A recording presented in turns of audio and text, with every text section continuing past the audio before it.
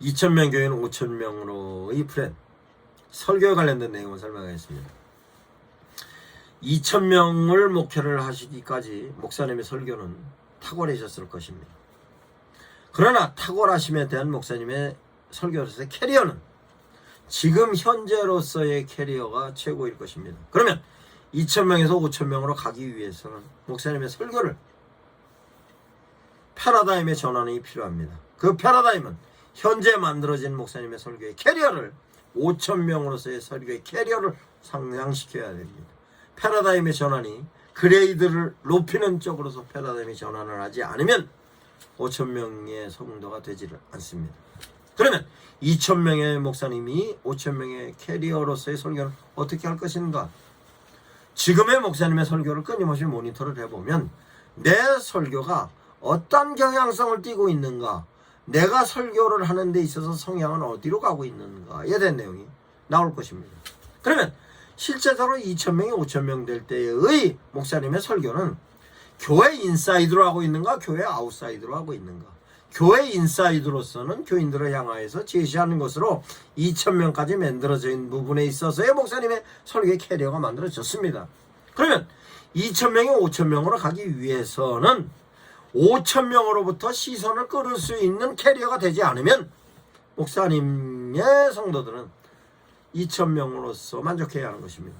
그러면 2,000명이 5,000명으로 가는 데 있어서의 설교는 어떻게 캐리어를 높일 것이냐, 그 패러다임을 어떻게 업그레이드 시킬 것이냐로 변환할 거네. 업그레이드 시키기 위해서는 현재의 설교를 분석해 보아야 합니다. 그러면 현재의 설교는 어떻게 분석하냐? 목사님들 스스로 분석해야 합니다. 그러면 스스로 분석하는 문으로 스스로 분석이 되었습니다. 내 설교는 영성의 설교였다.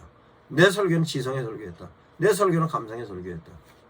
그러면 지성의 설교, 감성의 설교, 영성의 설교를 가지고 내가 진행해서 그 성향에 따라서 성도들은 지금 만들어졌는데, 이와 같이 만들어져 있던 성도들로 하여금 보다 우리 목사님의 설교는요 라고 만족도를 높이기 위해서는 어떻게 하여야 하는가? 그러면 만족도를 높이기 위한 설교는 목사님 스스로도 개발을 할 수 있지만 그 설교를 듣고 있는 설교 대상자들이 목사님의 설교가 난 이런 부분이 조금 더, 이런 부분이 조금 더 하는 사람들의 욕구 부분에 부족한 부분이 반드시 있을 겁니다. 그거 빨리 찾아내야죠. 찾아내야 합니다. 어떻게 찾아내냐고. 찾아낼 수 있습니다. 어떻게 찾습니까? 리서치하면 됩니다. 리서치. 성도들 하여금 2,000명의 교인이라 할지라도 전부 리서치 매뉴얼을 작성해서 그 리서치에 따라서 매뉴얼을 작성하게 하면 실제적으로 가지고 있는 부분에 있어서 설교 부분으로 매뉴얼을 제시하면 설교 부분의 매뉴얼에 대한 내용이 나옵니다. 그 설교 부분의 매뉴얼이 나오면 실제적으로 그 매뉴얼에 따라서 목사님들께서 그 만들어진 데이터에 의해서 내가 보완하면 되는 것입니다. 그런데 실제적으로 이와 같이 설교에 관련된 리서치를 하는 교회는 아직까지 보지 못했습니다. 그러나 실제적으로 기업체의 경우에는 끊임없이 리서치를 합니다. 고객을 어떻게 확보하고 그 고객의 만족도는 무엇이냐라고 얘기합니다. 그것을 어떤 경우로 보느냐? 예를 들어서 이런 경우입니다. 교통사고가 나서 보험회사에 전화를 해서 도움을 받았습니다. 교통사고가 됐든 아니면 고장신고가 됐든 보험에 관련된 모든 내용을 전화통화만 한 번만 해도 문자가 옵니다. 리서치. 어떻게 만족하셨습니까?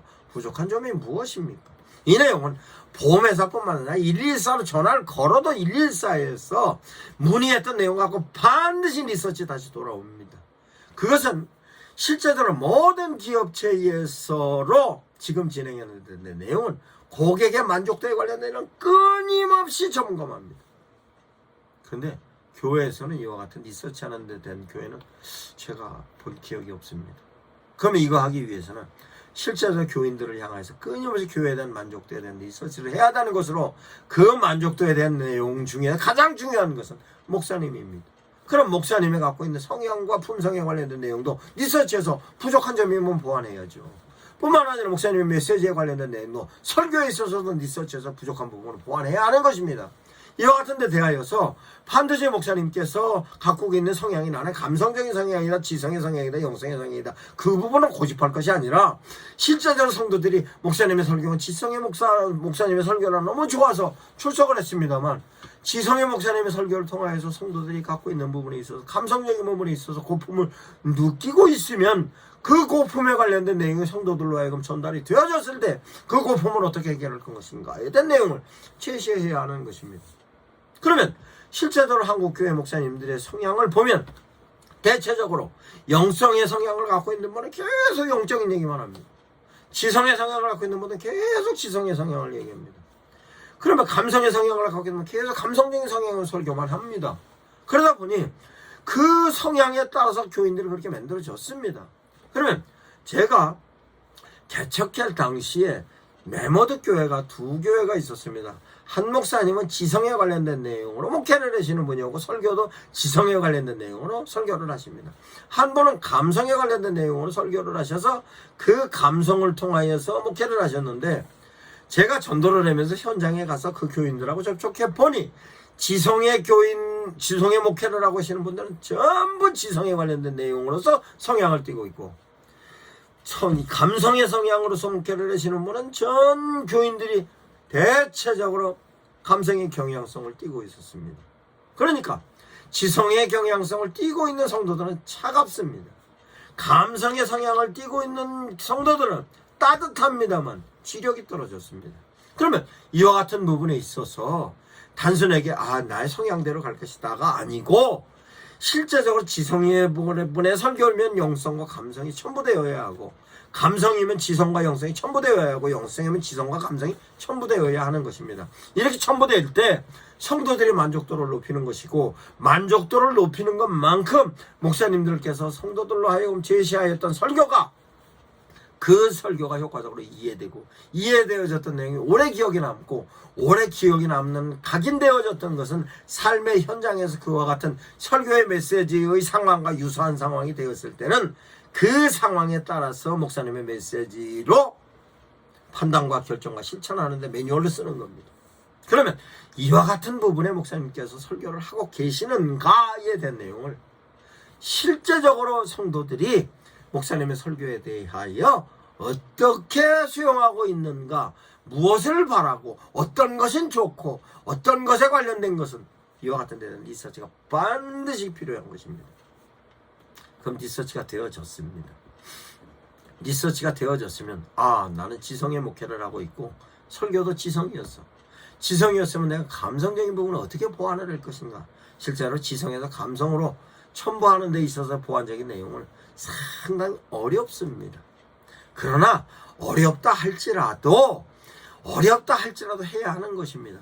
그러면 실제적으로 지성의 목회를 하시는 분은 설교를 논리적으로 하고 합리적으로 하며 실제적으로 보편적인 내용이 대다수였습니다. 그러면 감성적인 부분을 어떻게 도입하느냐에 대한 내용은 실제적으로 논리적으로 가는 데 있어서 그 논리에 따라 합리적인 내용으로 가고 보편적인 내용에 그 내용을 원고로서 작성을 했을 때 감성적인 개념을 도입하면 됩니다.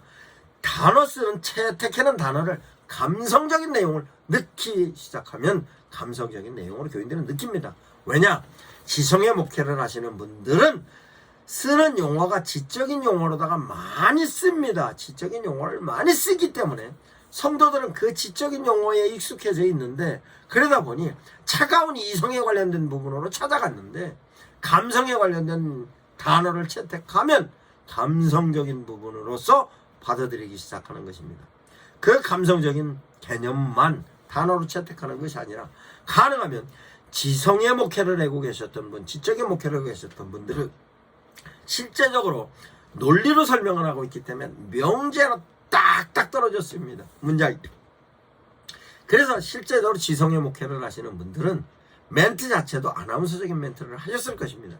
그러면 실제로 감성적인 멘트를 하시는 분들은 제스처도 감성적인 부분으로 제스처를 했었을 것이고 채택되어지는 용어도 감성적인 용어로 명제도 감성적인 내용으로 하셨을 것이고 그 명제를 통한 스토리를 구성하는 것도 감성적으로 했었을 것이고 지성의 목회를 하시는 분들은 단어도 명제도 스토리도 지성으로 가셨을 것입니다.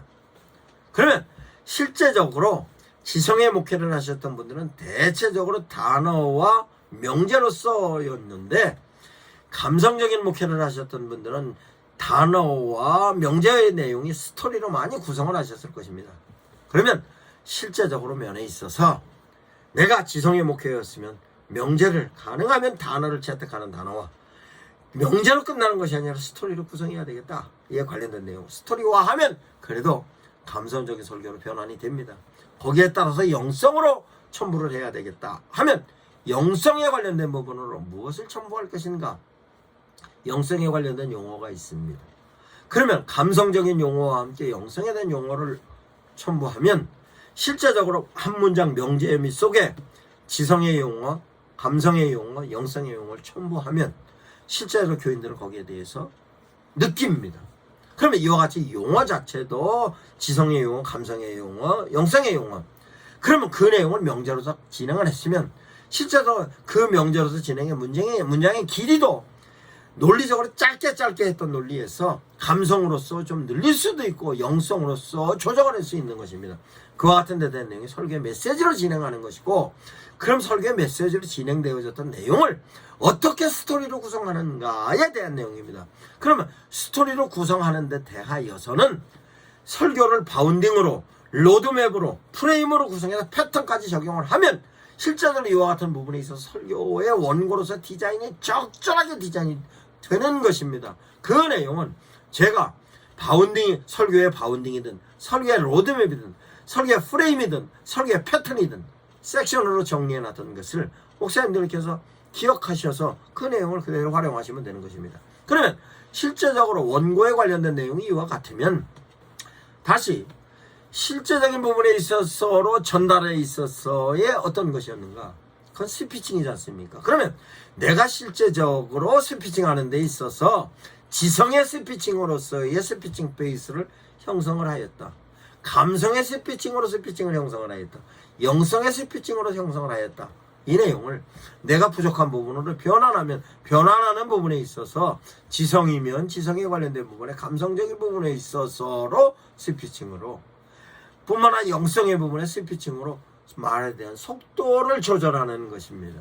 그러면 말에 대한 페이스로서 속도만이냐? 파워입니다. 파워를 지성의 목사님들이 파워 형성했던 거와 영성의 목사님들이 파워 형성했던 거와 감성의 목사님들이 파워 형성했던 게 다릅니다. 그러면 그 부분에 있어서도 스피칭에 관련된 파워를 어떻게 할 것인가? 뿐만 아니라 스피칭에 있어서 피칭을 어떻게 할 것인가? 피칭에 관련된 내용은 채택하는 단어는 어떻게 채택할 것인가? 채택되었다는 명제를 어떻게 구성을 할 것인가? 스피칭의 단어를, 스토리를 어떻게 할 것인가? 이와 같은 피칭에 관련된 내용도 지성, 영성, 감성 다 포함할 수 있는 부분으로. 그러면 스피칭에 있어서 포즈는 어떻게 갈 것이냐? 포즈는 내가 어느 시점에서 숨을 쉬고 어느 시점에 쉼표를 찍으면 거기에 따라서 실제적으로 성도들이 어떻게 그 설교를 받아들이는가에 대한 내용이 스피칭에 있어서 페이스, 스피칭에 있어서 포즈, 스피칭에 있어서 피칭, 스피칭에서 파워에 관련된 내용은 반드시 목사님들께서 그 부분에 있어서 당신 스스로도 모니터를 해야 되지만 아마 성도들로 하여금 실제적으로 그것을 리서치한 것으로 메모가 됐을 것입니다. 반드시 보완하셔야 할 것입니다. 그러면 포인트와 관련된 것, 타이밍에 관련된 내용, 전체적인 내용을 목사님들께서 성도들로 하여금 그네들이 필요한 욕구 부분, 필요한 고품에 대한 내용을 내가 어떻게 하면 채울 것인가에 대한 내용을 제시해야 하는 것입니다. 그러면 성도들은 목사님의 설교를 통하여서 변화되었으면 사람들은 긍정적인 변화가 되어진 모습이 자기가 갖고 있는 욕구 부분에 충족이 돼서 만족도를 형성하면 자랑하게 되어 있습니다. 그 자랑하는 것이 우리 목사님이 변했어요. 우리 목사님이 변했어요. 우리 목사님 설교가 너무 좋아졌어요. 너무 좋아졌어요. 그러면 주변에 있는 사람들을 향해 가서 목사님의 설교를 자랑하게 되면 그 자랑함에 대한 내용이 전도가 되는 것입니다. 그 내용이 실제적으로 많은 목사님들이 현대교회에서 성장을 급속도로 한 교회는 가장 중요한 것으로서의 성장의 핵심적인 포인트는 목사님의 설교였습니다.